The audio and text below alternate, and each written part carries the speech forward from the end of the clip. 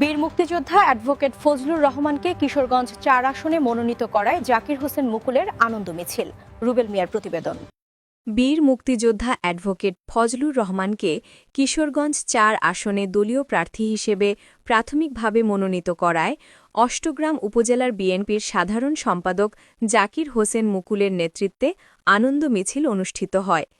এ সময় উপস্থিত ছিলেন উপজেলার বিএনপির সিনিয়র যুগ্ম সাধারণ সম্পাদক এস.এম. নিজামুল হক নজরুল, বিএনপির সাংগঠনিক সম্পাদক এস.এম. শাহীন, অষ্টগ্রাম উপজেলার যুবদল সোহরাব হোসেন ছোয়াব, অষ্টগ্রাম বিএনপির সদস্য সচিব স্বেচ্ছাসেবক দল জুবায়ের হাসান ইয়ামিন, বিএনপির যুবদলের আহ্বায়ক আনোয়ার হোসেন আনা, বিএনপির ছাত্রদলের আহ্বায়ক তিতুমির হোসেন সোহেল, বিএনপির জাসাসের সাধারণ সম্পাদক মুক্তার হোসেন, উপজেলার বিএনপির ক্রীড়া ও সাংস্কৃতিক সম্পাদক মোহাম্মদ তাবারক ভূঁইয়া, অষ্টগ্রাম উপজেলার বিএনপির সদস্য হাজী আহাদ মিয়া, উপজেলার বিএনপির সাবেক যুগ্ম সাধারণ সম্পাদক মোহাম্মদ আলাউদ্দিন শাল অঙ্গ ও সহযোগী সংগঠন।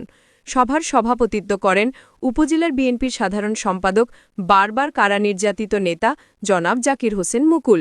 অষ্টমিতা মিটামনের শুধু পান পুরুষ নয়, আমাদের শুধু কিশোরগঞ্জের পান পুরুষ নয়, উনি সারা বাংলাদেশের একজন প্রখ্যাত রাজনীতিবিদ, প্রবীণ রাজনীতিবিদ।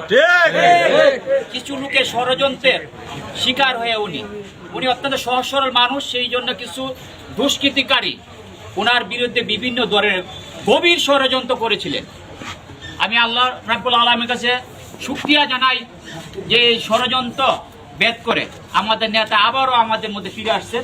শুধু আমাদের মধ্যে অষ্টমিতা মিটামনির দীর্ঘদিনের আশঙ্কার প্রতীক আমাদের জননেতা অ্যাডভোকেট ফজলুর রহমান সাহেব। শুধু বিএনপির সম্পদ নয়, উনি সারা বাংলাদেশের সম্পদ।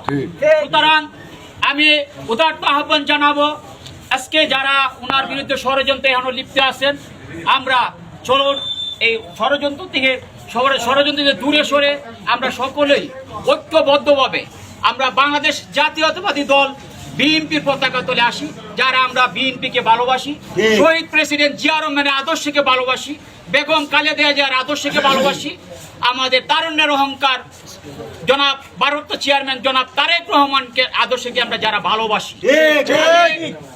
আমি আমার অষ্টমিতা মিটামনের পক্ষ থেকে ভারপ্রাপ্ত চেয়ারম্যান জনাব তারেক রহমানকে ধন্যবাদ জানাই, সেই কারণে আজকে আমাদের নেতাকে আমাদের মধ্যে ফিরিয়ে দেওয়ার জন্য।